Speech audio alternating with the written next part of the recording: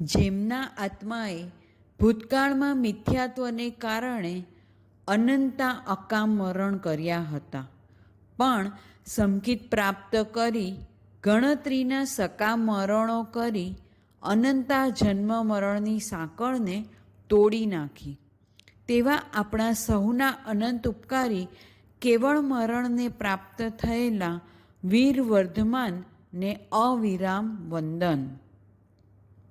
સંસારમાં અને પાપમાં ખૂંચેલા આપણા આત્માને આલોચના દ્વારા આરાધક બનાવનાર પરમ ઉપકારી ગુરુ ભગવંતોને ભાવપૂર્વક વંદન.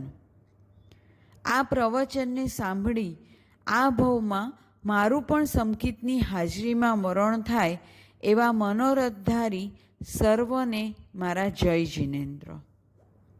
ઉત્તરાયધન સૂત્ર ભગવાનની અંતિમ દેશના. પરમપિતાનું પાંચમા આરાના પુત્રોને માટેનું વીરના વારસ બનવાનું વસિયતનામું.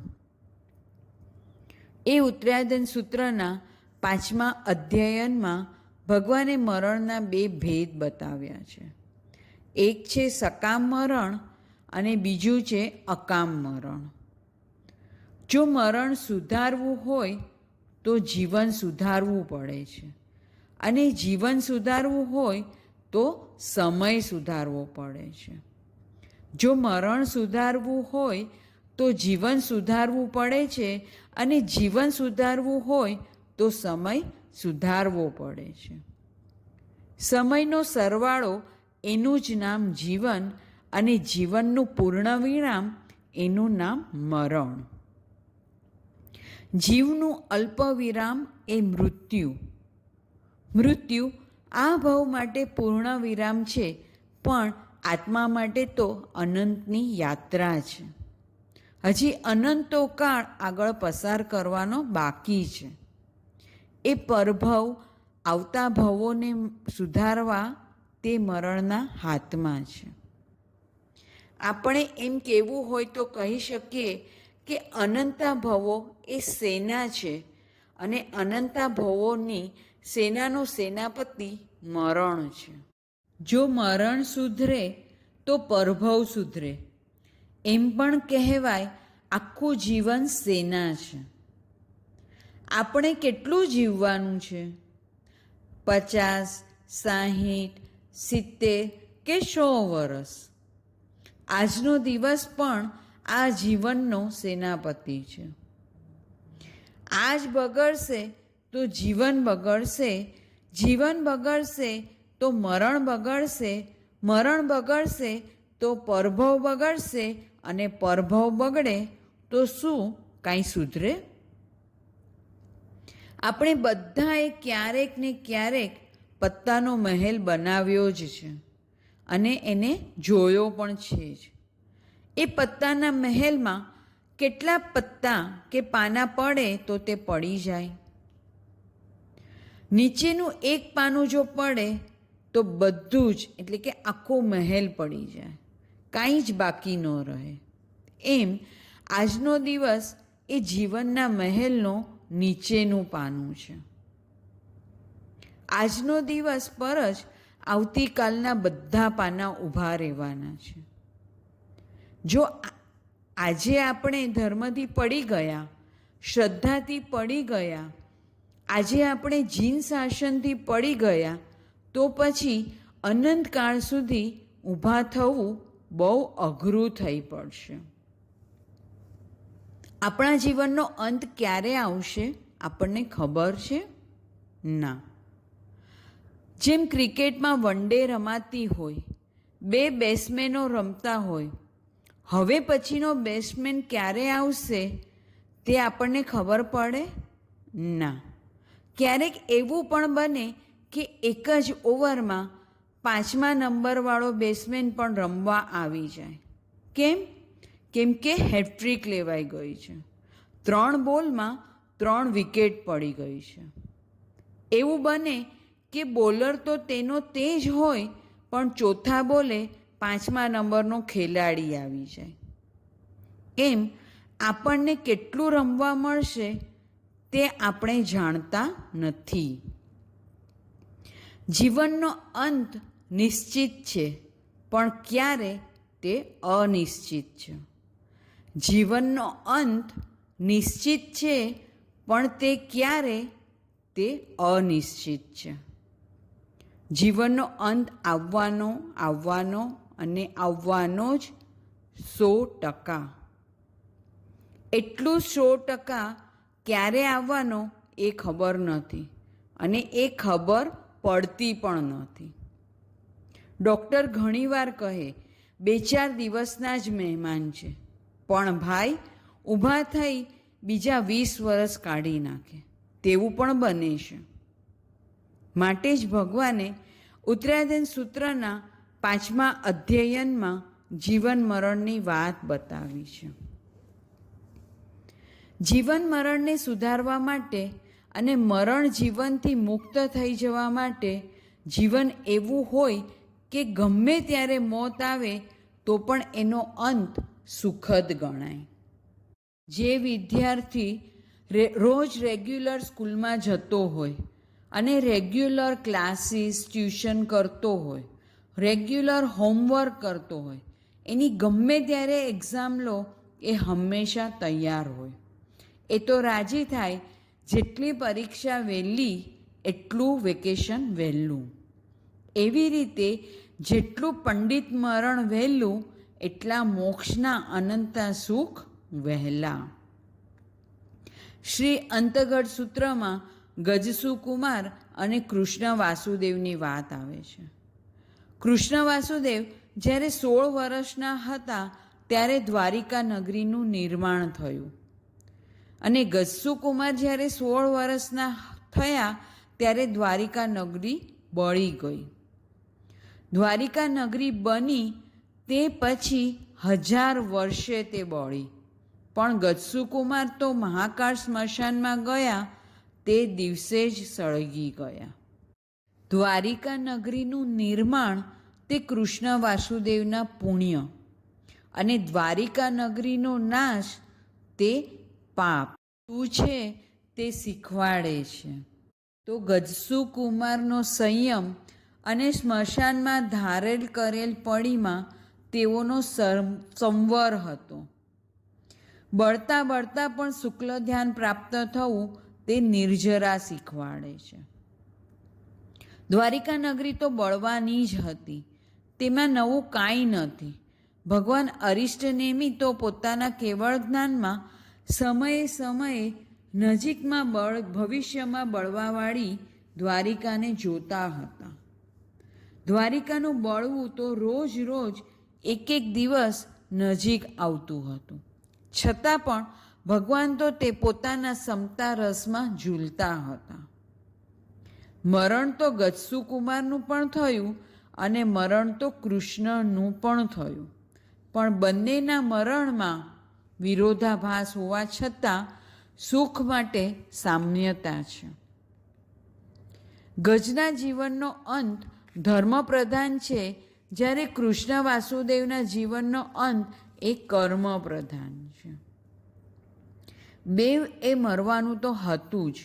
બેવના મરણ વચ્ચે અંતર પાછું વધુમાં વધુ 6 મહિના જ હતા. બંને ભાઈઓ જીવનનો અંત આણે છે, અને બંને જણા પોતાના મરણને સુધારે છે. ગજસુકુમાર મોક્ષે ગયા અને કૃષ્ણ વાસુદેવ તીર્થંકર નામ ગોત્ર બાંધે છે. તીર્થંકર નામ ગોત્ર હંમેશા પૂર્વના 3જા ભવે જ બંધાય, એટલે કે આ ભવ પછી કાં તો દેવલોકમાં અથવા તો નરકમાં જઈ પાછા જ્યારે માનવનો ભવ મેળવે તેમાં તેઓ તીર્થંકર અર્યંત બને. વાસુદેવ હંમેશા મરીને નરકમાં જ ઉત્પન્ન થાય, એટલે કૃષ્ણ વાસુદેવની નરક તો નિશ્ચિત હતી, છતાં એમણે પોતાનો મોક્ષ પણ નિશ્ચિત કરી લીધો. કૃષ્ણ વાસુદેવે ભગવાનને પૂછેલું પણ હતું, અને ભગવાને તેઓને કહ્યું પણ હતું કે હે કૃષ્ણ, તું અહીંથી મરીને ત્રીજી નરકમાં ઉત્પન્ન થઈશ. એકવાર ત્રીજી નરક નિશ્ચિત હોય પછી પણ 3 લોકના નાથ એટલે કે તીર્થંકર બનવાનું નિશ્ચિત કરવાનું આપણે તો વિચારી પણ ન શકીએ. આપણને અહીંયા પ્રશ્ન થાય કે કૃષ્ણ વાસુદેવે નરકનું આયુષ્ય પહેલાં બાંધ્યું કે તીર્થંકર નામ ગોત્ર પહેલાં બાંધ્યું? કૃષ્ણ વાસુદેવ હતા એટલે કે સલાકા પુરુષ એટલે કે શ્રેષ્ઠ પુરુષ. જે શ્રેષ્ઠ પુરુષ પરભવમાં જવાનું આયુષ્ય બાંધે તે હંમેશા પોતાના મૃત્યુના 6 મહિના બાકી હોય ત્યારે જ પરભવના આયુષ્યનો બંધ કરે છે. એટલે એમણે પહેલાં નરકનું આયુષ્ય બાંધ્યું, પછી ગત્સુકુમારની દીક્ષા થઈ અને ગત્સુકુમારનો મોક્ષ થયો અને પછી પોતે મરીને ત્રીજી નરકમાં જશે એનું જ્ઞાન થયું.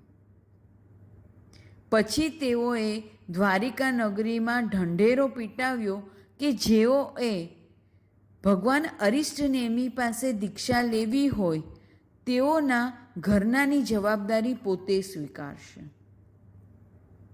વાસુદેવ પૂર્વના ભવમાં સાધુ જ હોય પણ પોતાની સાધનાનું ફળ માંગી નિયાણું કરી તેઓ વાસુદેવ બન્યા હોવાથી તેઓ વાસુદેવના ભવમાં ક્યારે પણ તીર્થમાં આવી શકતા નથી, ક્યારે પણ શાસનમાં આવી શકતા નથી, એટલે કે સાધુ કે શ્રાવક બની શકતા નથી.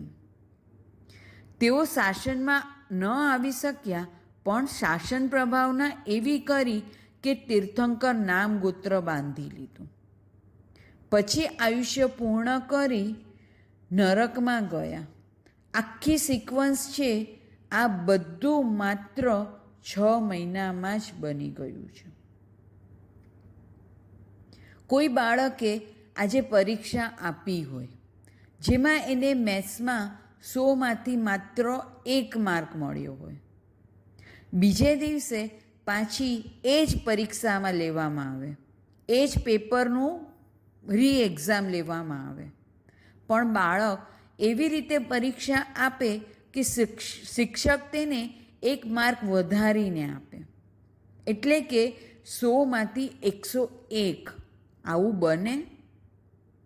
આજે પરીક્ષા હોય તેના બધા જ દાખલા સમ્સ ખોટા હોય પણ ટીચરને પચકાણ હોય કે કોઈને 0 માર્ક્સ ન આપવો, એટલે 1 માર્ક આપ્યો અને એ જ પરીક્ષા એક્ઝામ થઈ એટલે બાળકે બીજે દિવસે એક્ઝામ આપી તો એમાં એને 1 પણ સમ્સ ખોટા નહીં, જેનો આગલે દિવસે 1 દાખલો સાચો નહોતો એના બીજે દિવસે 1 સમ ખોટો નહોતો. ટીચર રાજી થઈને 101 માર્ક્સ આપે.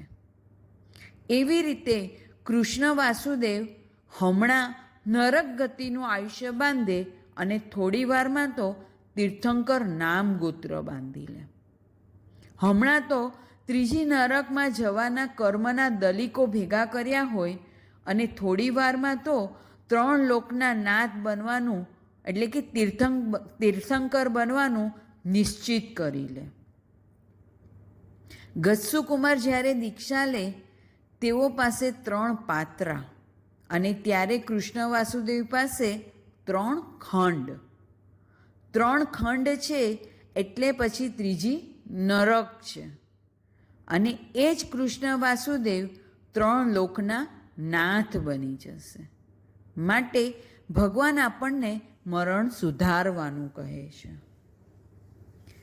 ઉત્તરાધન સૂત્રના 5મા અધ્યયનમાં ભગવાને 2 પ્રકારના મરણ બતાવ્યા છે, અકામ મરણ અને સકામ મરણ.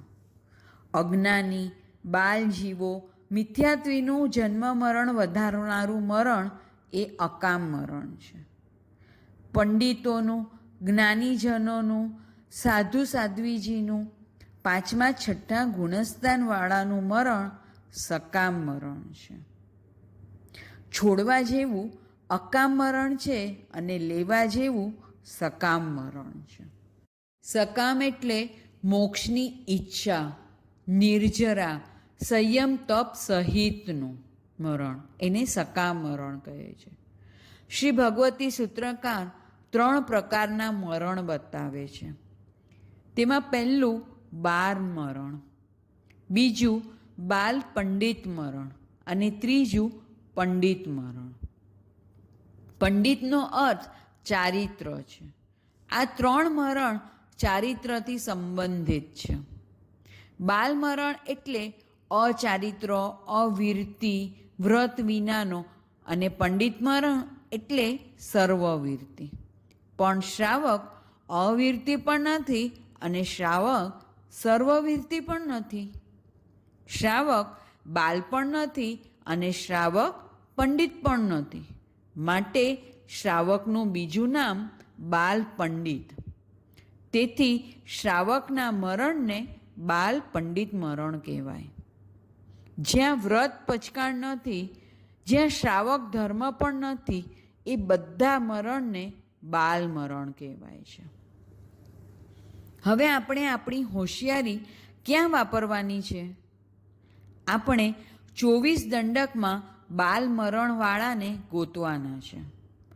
24 દંડકમાં શ્રાવકનો સમાવેશ ક્યાં થાય? આપણે આગળ સમજી જ લીધું છે દંડક એટલે શું. દંડક એટલે કે જ્યાં જીવ પોતાના કર્મનો દંડ ભોગવે છે તેને દંડક કહેવાય. એ 24 છે. હવે એવા 24 દંડકમાં શ્રાવકનો સમાવેશ ક્યાં થાય? તો શ્રાવકનો સમાવેશ મનુષ્ય અને તિર્યંશમાં થાય છે. એટલે એનો સીધો અર્થ એમ થાય કે બાકીના 22 દંડકવાળા ગમે ત્યારે મરે એ બધાના મરણ બાલ મરણ છે. જીવો વધારે ક્યાં મરે છે? બાલ મરણમાં. આપણો ભૂતકાળ શેનો છે? બાલ મરણનો છે. જો મરણ જ બાલ હોય તો સુખ ક્યાંથી હોય? સુખ ક્યાં રહે છે? જીન શાસનમાં. ભૂતકાળમાં આપણા આત્માએ 22 દંડકના જેટલા પણ ભવ કર્યા, એટલે કે નરક, એકેન્દ્રિય, બેઇન્દ્રિય, તેઇન્દ્રિય, ચોરેન્દ્રિય, પંચેન્દ્રિયમાં પણ એવા તિર્યંશો કે જે શ્રાવક બની નથી શકતા. દેવતાના એ બધાના મરણ કેટલા? અનંતા. દેવલોકના સમકીતી દેવોના મરણ પણ અકામ મરણ અને બાલ મરણ. દેવ એ પણ વૈમાનિક અનુત્તર વિમાનના દેવો, જેઓનું આયુષ્ય 33 સાગરોપમનું હોય, એટલે કે અસંખ્યાત કાળનું હોય. જન્મથી જ અવધિ જ્ઞાન હોય. તે દેવતાઓમાં કેટલાય દેવતા એવા હોય જેઓએ તીર્થંકર નામ ગોત્રનો બંધ પણ કરેલ હોય. એટલે કે આ દેવનો ભવ પૂરો કરી હવે જ્યારે મનુષ્ય થશે ત્યારે તીર્થંકર બનવાનો હોય એવા દેવોની વાત છે. આ દેવતાનો જન્મ થયો ત્યારે પણ તેઓ સમકીતી. 33 સાગરોપમના આયુષ્યમાં પણ તેઓ સમકીતી જ. તેમનું મરણ પણ સમકીતની હાજરીમાં જ થયું હોય તો પણ મરણ બાલ મરણ, કેમ કે તેઓ અવીરતી છે, વ્રત પચકાણ વિનાના છે. હવે સમજાય છે વ્રત પચકાણનું કેટલું મહત્વ છે, કે હજી પણ આંખ આડા કાન જ કરવા છે. જે આત્મા હવે પછીના ભવમાં તીર્થંકર બનવાનું છે, જેઓનું માનવના ભવમાં તીર્થંકર બનવાનું નિશ્ચિત છે, તીર્થંકર બની કેવળ મરણ એટલે કે મોક્ષ પણ જેમનો નિશ્ચિત છે, તેઓ પણ જ્યારે માનવ ભવમાં આવે છે તે દેવલોકમાંથી પણ હોઈ શકે અને નરકમાંથી પણ હોઈ શકે, તો પણ તેઓનું ત્યાંનું મરણ એટલે કે દેવલોકનું મરણ અથવા તો નરકનું મરણ તે બાલ મરણ છે. જો ભાવિના તીર્થંકરે પણ વ્રત પચકાણ ન લીધા હોય તો તેઓનું મરણ પણ બાલ મરણ. તો અત્યારે આજે જેઓ માત્ર આત્માની જ વાતો કરે છે, વ્રત પચકાણને માનતા જ નથી, એમનું શું થશે? જ્ઞાનમાં આપણને 32 આગમના જ્ઞાન નહીં આવડે તો હજી ચાલશે, પણ મોક્ષમાં જવું હશે, સકામ મરણ મરવું હશે તો વ્રત પચકાણ વિના નહીં જ ચાલે. એક વ્યક્તિ એવો જે આખી જિંદગી પૈસો જ ભેગા કર્યા કરે છે, અને બીજી બાજુ એક પંડિત જે માત્ર જ્ઞાન જ ભેગું કર્યા કરે છે. એકનો પૈસો કામમાં આવે લોકોમાં પૂછાવા, અને બીજાનું જ્ઞાન લોકોમાં પૂછાવા અને પૂજાવા. બેવ સરખા જ છે, બહુ લાંબો ફરક નથી. વાત ચારિત્રના મહત્વની છે. 22 દંડકવાળાના મરણ નિયમમાં બાલ મરણ, કારણ ચારિત્ર જ નથી, વ્રત પચકાણ જ નથી. હવે વધ્યા 2 દંડક, તિર્યંશ પંચેન્દ્રિય અને મનુષ્ય. એવા તિર્યંશમાં પણ એક તિર્યંશ શ્રાવક દેડકો.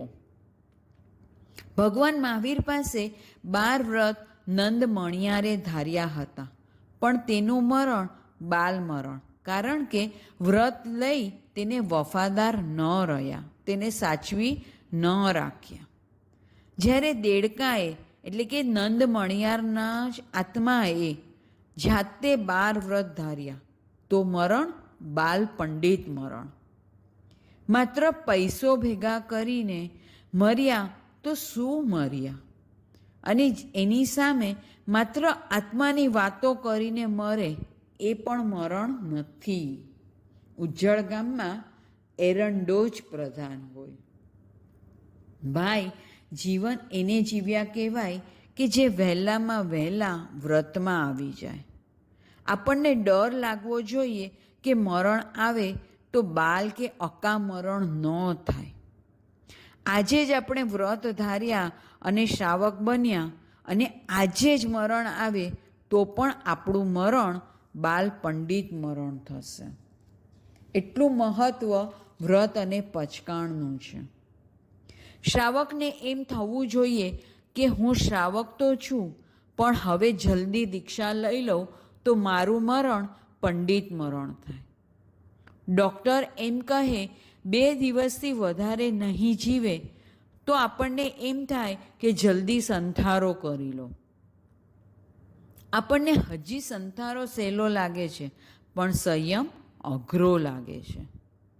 જુઓ ઉપાસક દશાંગ સૂત્રના 10 શ્રાવકોનો અધિકારને. આનંદ, કામદેવ વગેરે શ્રાવકો. જે શ્રાવકોએ શ્રાવકની પડીમાં ધારી શરીરને હાડ પિંજર બનાવી દીધું, તો પણ શ્રાવકનું મરણ તે બાલ પંડિત મરણ. આ 10 શ્રાવકનો 20 વર્ષનો શ્રાવક પર્યાય, એટલે કે તેઓએ 20 વર્ષથી શ્રાવકના વ્રતોને અંગીકાર કરેલ છે. 5.5 વર્ષની શ્રાવકની 11 પડીમાં ધારી, 1 મહિનો સંથારો કર્યો, છતાં મરણ બાલ પંડિત મરણ. એટલે આપણને એ સમજાવવું જોઈએ કે જીવનનો અંત લાવવો હોય તો બાલમાંથી બાલ પંડિતમાં જવાય. આપણે શ્રાવક એટલે આપણે બાળક નથી. એની આગળ પંડિત શબ્દ લગાડીએ, પણ હવે જ્યારે આપણે શ્રાવક છીએ તો આપણી ભાવના એવી હોવી જોઈએ કે બાલ પંડિતમાંથી બાલ શબ્દ નીકળી જાય અને માત્ર પંડિત શબ્દ રહે. પણ આપણને તો પહેલેથી પચકાણ જ છે કે આ ભવે દીક્ષા લેવી નથી. હંમેશા પહેલાં દર્શનને શુદ્ધ કરવું જોઈએ, પછી ચારિત્રના માર્ગે ચાલી નિર્જરા કરવી જોઈએ. ચારિત્રના માર્ગ પર ચાલી નિર્જરા કરી આરાધક બની ઓછામાં ઓછા એટલે કે જગન્યે 3 ભવે અથવા વધુમાં વધુ ઉત્કૃષ્ટ 15મા ભવે તો મોક્ષમાં જવું જ છે. આવી ભાવના ભાવવી જ જોઈએ. સુખી થવા માટેનો 5મા આરામાં એક જ ઉપાય છે, આરાધક બનવું. ચોથો આરો હોય તો એક જ ભાવ જાગે કે મારે મોક્ષમાં જવું છે, પણ એ ફ્લાઇટ તો ઉપડી ગઈ છે. We are late but we are not too late. ભલે કદાચ આપણે મોડા પડ્યા, પરંતુ આપણે બહુ મોડા નથી. ચોથા આરાના કોઈ પણ ચારિત્ર નાયકોને લઈએ, ચાહે તે ચંદનબાળા અને રાજેમતી હોય, ચાહે ગત્સુકુમાર અને જંબુકુમાર હોય, બધાના દિલની એક જ ભાવના હતી, મારે મોક્ષમાં જવું છે. જે કાળમાં કેવળ જ્ઞાન હોય તે કાળમાં કેવળ જ્ઞાનથી ઓછું ના જ પરવડે.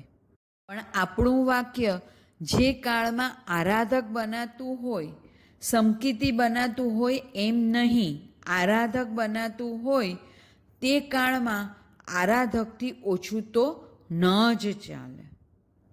આપણી બધી જ આરાધનાનો હેતુ શું છે? આરાધક બનવાનો. આરાધક એટલે તેનો એક અર્થ એ છે કે જે આરાધના કરે છે, જેઓ સમ્યક જ્ઞાન, સમ્યક દર્શન, સમ્યક ચારિત્ર, સમ્યક તપરૂપી મોક્ષ માર્ગની આરાધના કરે છે.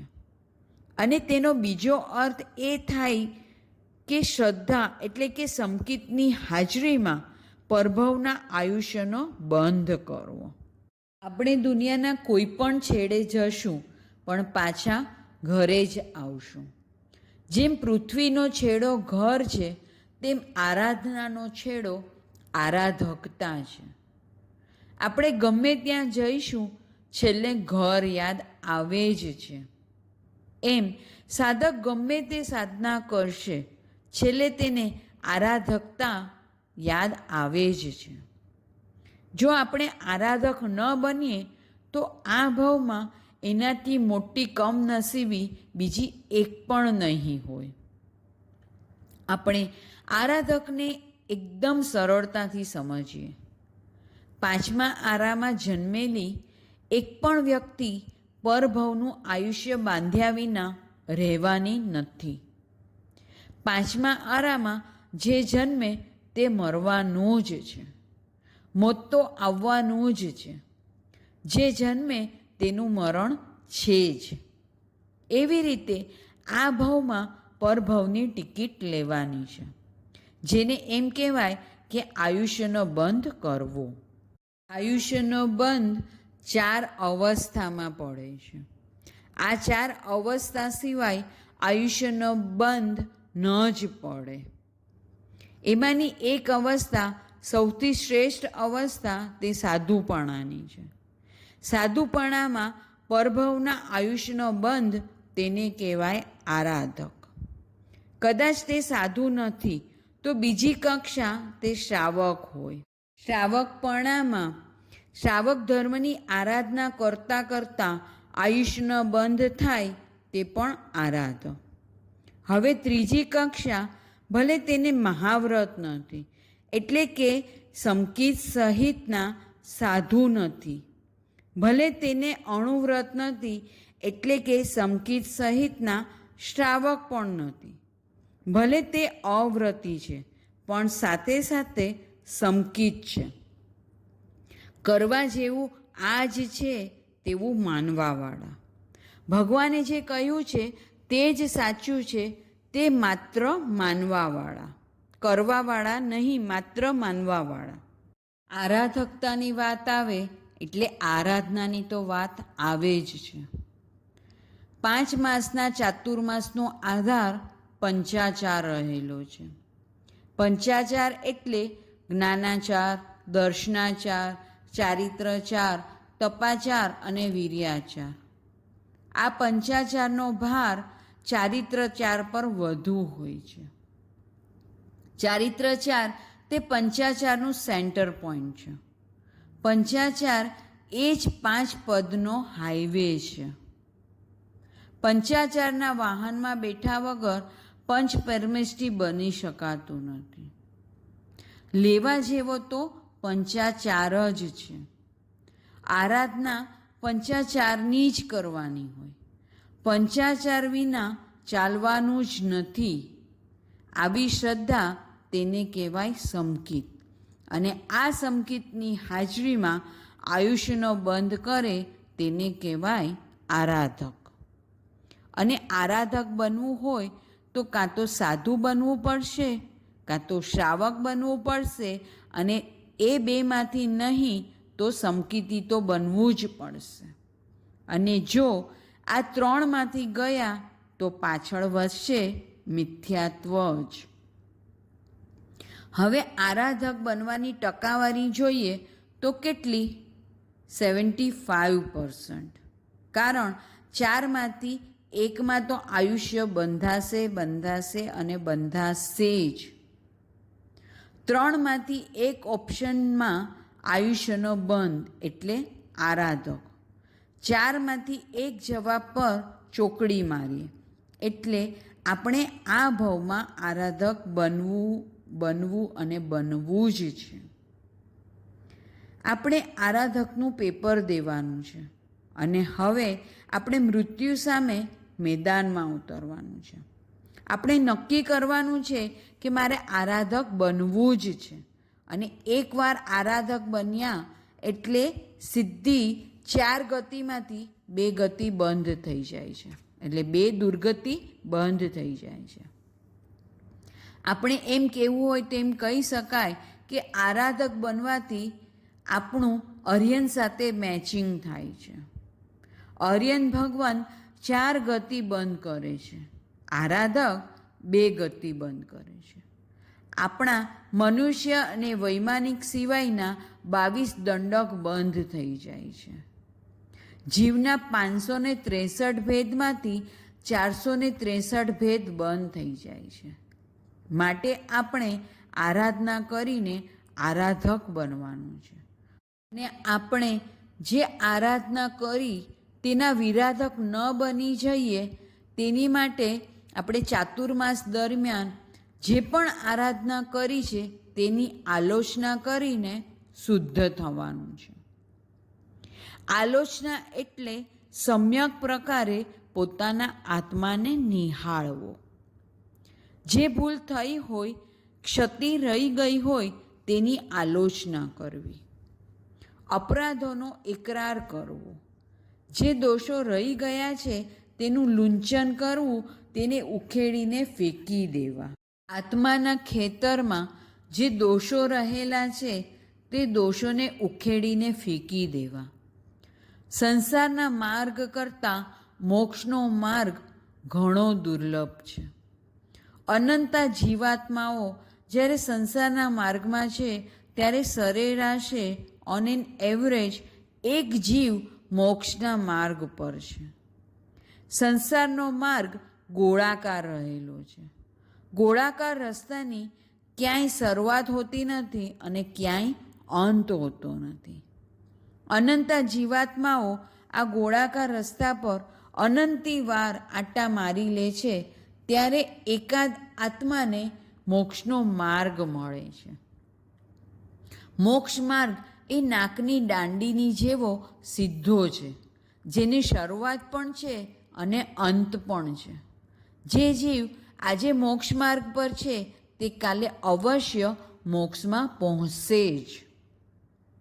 આલોચના. આપણે આજ સુધીમાં પાપ કરવામાં કાંઈ બાકી રાખ્યું જ નથી. એક ભવના પાપ અને કરોડો ભવોના દુઃખ. નાગશ્રી બ્રાહ્મણી 2 મિનિટની ભૂલ કરે. નાગશ્રીને ધર્મરુચિ અણગારને કડવી તુંબી વોરાવતા કેટલી વાર લાગી હશે. તેના પરિણામમાં દરેક નરકમાં 2 વાર અને તિર્યંશના પણ લાખો ભવો. જો એક ભવના પાપ અને કરોડો ભવો સુધીના દુઃખ હોય તો કરોડો ભવોના પાપ જેની સત્તામાં હોય તેને કેટલા દુઃખ હોય. આવા દુઃખોથી ઉદ્વેગ પામેલા સાધકને માટે આલોચના, નિંદા, ગરહા હૂંફ આપે છે. ભલે એક ભવના પાપ અને કરોડો ભવના દુઃખ, પણ કરોડો ભવના પાપ અને અંતઃમુહૂર્તની આલોચના પણ કરોડો ભવના પાપને દૂર કરી શકે છે. કરોડો ભવના પાપ એટલે કેટલા થાય? કેટલા પણ હોય. કરોડો ભવના પાપને જો 2 ઘડીમાં સાફ કરવા હોય તો આલોચના. માટે આલોચના કરવામાંથી કોઈ બાકી ના રહેશો. મોક્ષના માર્ગ ઉપર આરાધના કરતાં કરતાં જે કાંઈ પણ વિરાધના કરી હોય તેની આલોચના કરવી, નિંદા કરવી, ગરહા કરવી. આલોચનામાં દોષોને નિહાળવામાં આવે છે. નિંદામાં એ દોષોનો આત્મસાક્ષીએ પશ્ચાતાપ કરવામાં આવે છે. આલોચનામાં જોવામાં આવ્યું કે આ સારું છે કે ખરાબ. ખરાબ છે તો આત્મસાક્ષીએ નિંદા, અને ગરહામાં ગુરુ સમક્ષ ગુરુની સાક્ષીએ કબૂલ કરવું. માત્ર આલોચનાથી કામ થતું નથી એટલે નિંદા બતાવી છે, અને ખાલી નિંદાથી કામ થતું નથી એટલે ગરહા બતાવવામાં આવી છે. એટલે જેટલું આલોચનાનું મહત્ત્વ છે એટલું જ નિંદાનું મહત્ત્વ છે. આપણને ઓળખતા આવડવું જોઈએ, આપણને એનો રંજ હોવો જોઈએ. આપણે આપણા દોષ સામે આંખ આડા કાન ન જ કરી શકીએ. જો પથરાવાળા રસ્તે જવું છે તો નબળા ટાયરવાળા વાહન ન જ ચાલે. 5મા આરામાં આપણને જેટલી આરાધના ગમે છે એનાથી વધારે આલોચના ગમવી જોઈએ. આપણને જેટલી મીઠાઈ ખાવી ગમે છે એનાથી વધારે આપણને મીઠું ગમવું જોઈએ. માટે આપણી વાત આરાધનામાં ગોટાળા ન કરીએ. આપણી વાત આરાધનાની નહીં, આલોચનાની છે. આરાધના કરવામાં આપણે ઘણા આંખ આડા કાન કર્યા. નિર્દોષતાને બદલે દોષો લગાડવાનો આપણે આગ્રહ રાખેલો. આટલા દોષ તો લગાડવા જ પડે, સમય પ્રમાણે સુધરવું જ પડે. બધા આમ જ કરતા હોય છે. આવી કોઈ પણ પરિસ્થિતિમાં રાજી થઈને દોષ લગાડ્યા હોય તો તે બધાનું મિચ્છામી દુક્કડમ લેવાનું છે. દેવગુરુ ધર્મ સંબંધી લાગેલા દોષોનું મિચ્છામી દુક્કડમ લેવાનું છે. દેવ એટલે અર્યંત ભગવંત સંબંધી, સિદ્ધ ભગવંત સંબંધી. ગુરુ એટલે પંચ મહાવ્રતધારી નિગ્રંથ ગુરુ સંબંધી. ધર્મ એટલે 6 દ્રવ્યોના ધર્મ સંબંધી. શુદ્ધ ધર્મ અને ચારિત્ર ધર્મ સંબંધી. આગાર ધર્મ અને અણગાર ધર્મ સંબંધી. શ્રાવકના 12 વ્રત સંબંધી. મોક્ષના માર્ગ સંબંધી. જ્ઞાન, દર્શન, ચારિત્ર, તપ સંબંધી. હે ભગવાન, અર્યંત ભગવાન, આપની આજ્ઞા પ્રમાણે જો આવી તત્વત્રયીની, રત્નત્રયીની આરાધના ન કરી હોય તો તેનું આપણે મિચ્છામી દુક્કડમ લેવાનું છે. આલોચના જો રોજે રોજની કરવામાં આવે તો તેને પ્રતિક્રમણ કહેવામાં આવે છે. એ આલોચના પાખી અને ચોમાસી પાક સંબંધી પણ હોય છે. તે આલોચના સંવત્સરીની પણ કરવામાં આવે છે, જેમાં શ્રાવક સંબંધી 1 દિવસ, 1 રાત, 15 દિવસ, 4 મહિના કે 1 વર્ષ સંબંધી દોષોની શુદ્ધિ કરવામાં આવે છે. જેને રોજે રોજ શુદ્ધ થવું છે તે ઉભયકાળ સવાર સાંજ પ્રતિક્રમણ કરે છે. જેને 15 દિવસે શુદ્ધ થવું છે તે પક્ષી પ્રતિક્રમણ કરે છે. જેને 4 મહિને શુદ્ધ થવું છે તે ચોમાસી પ્રતિક્રમણ કરે. અને છેલ્લે 1 વર્ષે એટલે કે સંવત્સરીય વાર્ષિક આરાધનાની આલોચના કરવામાં આવે છે. આવતીકાલે ચોમાસી પક્ષી છે. ચાતુર્માસ પૂર્ણ થઈ રહ્યું છે, પરંતુ આપણી આરાધના પૂર્ણ થતી નથી. આપણી સાધના તો ચાલુ જ રાખવાની છે. આ ચાતુર્માસની લોકડાઉન જેવી પરિસ્થિતિમાં આ પ્રવચનમાળામાં આપણે ઉત્તરાધીન સૂત્રના અંતિમ દેશનાના ભાવોને જોયા. આપણા ભગવાન આપણા પર અનંતી કૃપા કરીને ગયા છે. તે કૃપાને આપણે સમજીએ અને ભગવાનની આપણા માટેની જે આજ્ઞા છે તેને અનુસરવા મહેનત કરીએ. ઉત્તરાધીન સૂત્રના આ પ્રવચનોને બને તેટલા સરળ કરવાની કોશિશ કરેલ છે. તે કોશિશમાં કદાચ કોઈ ભૂલ ક્ષતિ રહી ગઈ હોય તો ખમત ખામણા. દેવગુરુ ધર્મ પ્રત્યેની શ્રદ્ધાને કારણે આ પ્રવચન દેવાનું શક્ય બનેલ છે. આપણે સૌ ધર્મ માર્ગમાં જોડાઈએ તેવી ભાવના આમાં સમાયેલી છે. છતાં ધર્મની પ્રેરણા કરતાં કરતાં કોઈનું પણ દિલ દુભાયું હોય, તેવું કંઈ બોલાયું હોય તો ક્ષમા યાચના. આપને જે ગમ્યું તે ગુરુ કૃપાનું બળ હતું અને કદાચ કાંઈ ન ગમ્યું તે મારી ક્ષતિ હતી. ગુરુ કૃપા વગર, ગુરુના આશીર્વાદ વગર કાંઈ જ શક્ય નથી. ગુરુ કૃપા છે તો હું છું અને કૃપા હંમેશા આપણા પર વરસતી રહે તેવી ભાવના. આપણે માનવ ભાવની દુર્લભતા અને તેમાં મળેલ આપણા શુદ્ધ સ્થાનકવાસી જૈન ધર્મનું મહત્ત્વ સમજી જૈન ધર્મના નામે ચાલતા પરંતુ જે મૂળ જૈન માર્ગથી દૂર થઈ રહ્યા છે તેવા કોઈ માર્ગ પર ન ચાલીએ, તેમાં આકર્ષાઈ ન જઈએ અને શુદ્ધ સ્થાનકવાસી જૈન ધર્મને જ વફાદાર રહીએ.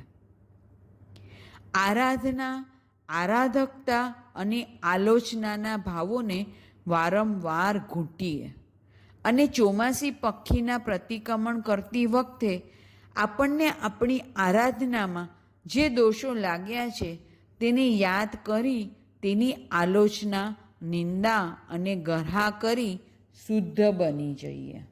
આ પ્રવચનો શ્રાવક ધર્મની મર્યાદામાં રહીને આપણા સૌના દર્શનાચારને દ્રઢ કરવા રૂપ હતા અને આ પ્રવચનોથી આપણી શ્રદ્ધાને જે દ્રઢ થઈ છે તેને સામાયિક, પ્રતિક્રમણ, સંવર, પૌષધ અને પૂજ્ય સાધુ સાધ્વીજીની નિર્દોષ વૈયાવચ કરવા રૂપ ચારિત્રચારને નિરતિચાર પાડવા કટિબદ્ધ બનીએ.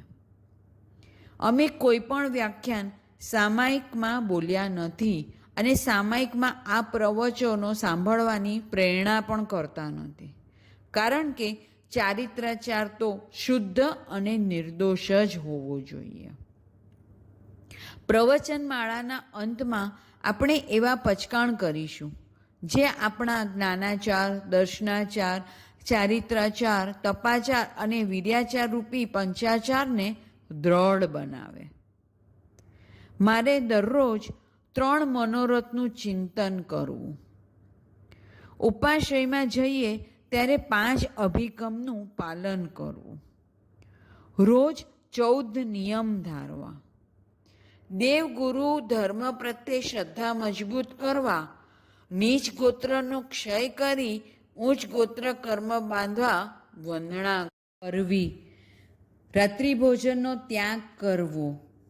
પ્રવચનમાળામાં આપણે જ્ઞાનનું મહત્ત્વ સાથે જૈન ધર્મ કેટલો મહત્ત્વનો છે, માનવભાવ કેટલો દુર્લભ છે તે વિશે જાણ્યું.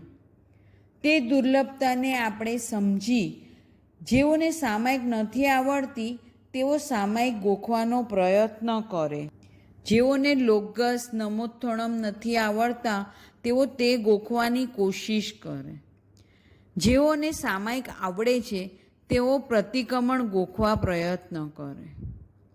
નળમાંથી પાણી ટપકતું હોય તે પાણી ગટરમાં જાય તો આપણને કેટલું પાણી ગટરમાં ગયું તેની ખબર પણ પડતી નથી, પણ તે જ નળની નીચે બાલદી મૂકવામાં આવે તો પાણી જમા થાય છે. એમ રોજ એક શબ્દ તો એક શબ્દ નવો ગોખો. 7 દિવસના અંતે આપણને 7 શબ્દો નવા આવડી ગયા હશે. મને યાદ નથી રહેતું, મને ટાઈમ મળતો નથી, એ બધી માળા ગણવાનું બંધ કરી માત્ર એક શબ્દ તો એક શબ્દ ગોખવાનું ચાલુ કરીએ. જ્યારે એ શબ્દો ભેગા થશે, એ પાઠો ભેગા થશે, ત્યારે આપણને જે આનંદ આવશે તે આનંદ અનેરો જ હશે. ચારિત્ર્યચારનું કેટલું મહત્ત્વ છે તે પણ આપણે જોયું. માટે જેઓએ 12 વ્રત ધાર્યા ન હોય, શ્રાવકના વ્રત ધાર્યા ન હોય, તો એટલીસ્ટ દરેક વ્રતના એક નિયમ, એક પચકાણને ધારી આપણે શ્રાવક બની શકીએ છીએ. જેમ કે શ્રાવકનું પહેલું અણુવ્રત અહિંસાનું છે. આપણે જાણી જોઈને કોઈ પંચેન્દ્રિય જીવની હિંસા કરવાના જ નથી. તો તેના પચકાણ કરી લઈશું, અથવા હું જાવત જીવ શિકાર કરવા નહીં જાઉં, એવા પચકાણ કરી લઈશું તો આપણે પહેલાં વ્રતના આરાધક બની જશું.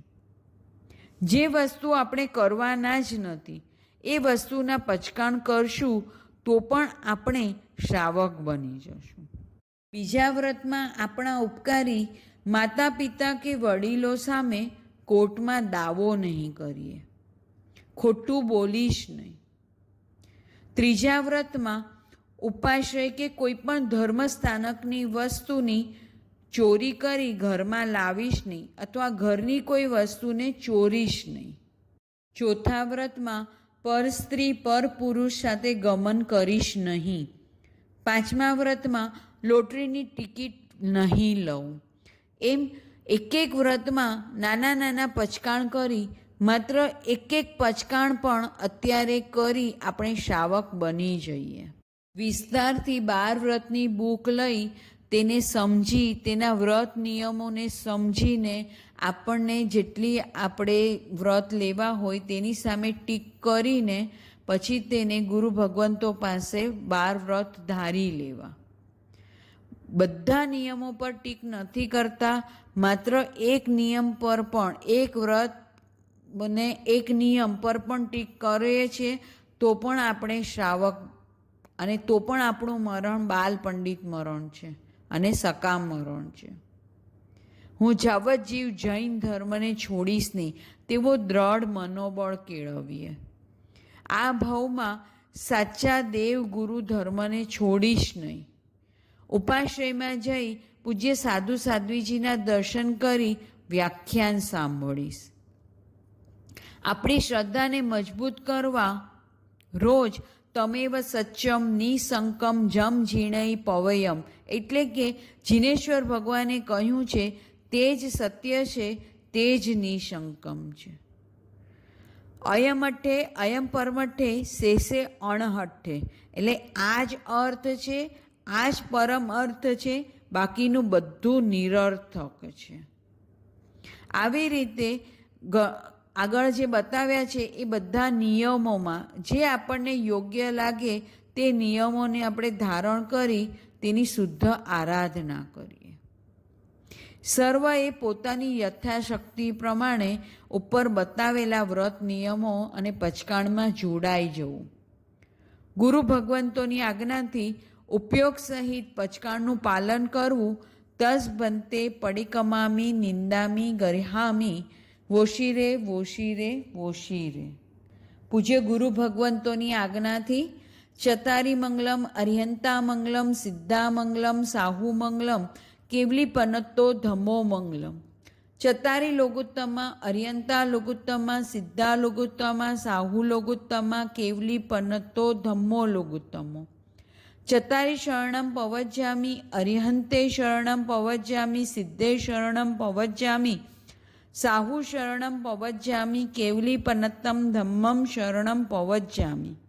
એ 4 શરણા, 4 મંગલ, 4 ઉત્તમ, આરાધે જેહ ભવસાગરમાં ન ડૂબે તેહ, સકલ કર્મનો આણે અંત, મોક્ષ તણા સુખ લઈ અનંત. ભાવ ધરીને જે ગુણ ગાય તે જીવ તરીને મોક્ષે જાય. સંસારમાં હી શરણાચાર, અવર શરણ નહીં કોઈ, જે ભવ્ય પ્રાણી આદરે તેને અક્ષય અવિચળ પદ હોય. અંગૂઠે અમૃત વસે લબ્ધિ તણા ભંડાર, ગુરુ ગૌતમને સમરીએ મનવાંછિત ફળદાતાર. ભાવે ભાવના ભાવીએ ભાવે દીજે દાન, ભાવે ધર્મ આરાધીએ ભાવે કેવળ જ્ઞાન, પ્રભુ પાવે પદ નિર્વાણ. સાંભળ્યું તો ઘણું, હવે આચરણ શરૂ કરીએ. સાંભળ્યું તો ઘણું, હવે આચરણ શરૂ કરીએ. ચાહક તો બન્યા, હવે ગ્રાહક બનીએ. પ્રિયધર્મી તો ઘણા બન્યા, હવે દ્રઢધર્મી બનીએ. પ્રિયધર્મી તો ઘણા બન્યા, હવે દ્રઢધર્મી બનીએ. બધાને શેષકાળમાં ધર્મ કરવા માટે બેસ્ટ ઓફ લક. તૃપ્તિ શાહના જય જિનેન્દ્ર, ખમત ખામણા.